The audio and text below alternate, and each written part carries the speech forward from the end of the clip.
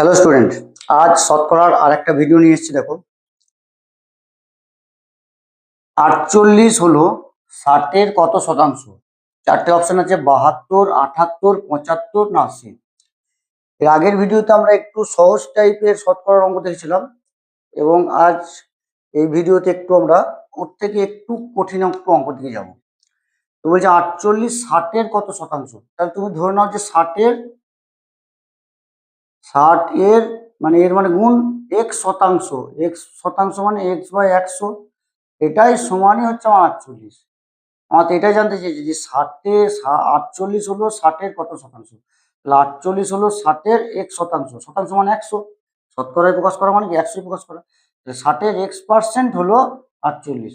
তাহলে দেখো, শূন্য শূন্য কেটে দেবে।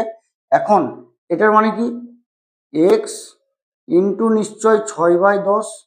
তাহলে সেটা যদি আমার ওই পাশে যায়, আমি যদি ওই পাশে পাঠাই, এক্স এর মানটা তো বার করবো। তাহলে কি হবে, এক্স সমান সমান এদিকে তো 48 যেমন আছে, আর এইটা 6-এর 10টা ওইদিকে গেলে উল্টিয়ে কি হয়ে যাবে, 10-এর 6। এখন তুমি কেটে দাও, 6 8 48 আর 10-এ 80। Option D.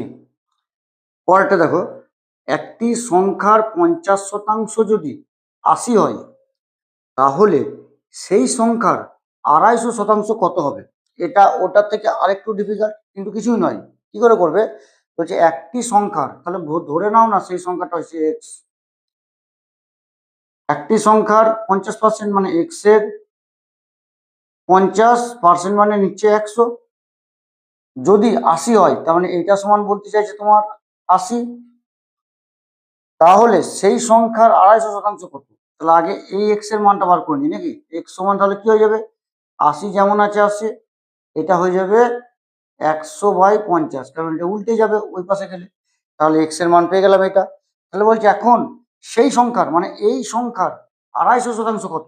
250% মানে কত হয়ে যাবে, তাহলে হয়ে যাবে 250% মানে নিচ্ছে 100। এখন দেখো, 100 কেটে যাবে, এই শূন্য কেটে যাবে, 5 5 25 হয়ে যাবে, 5 8 40, একটা শূন্য পাশে আছে 400, তাহলে 400%।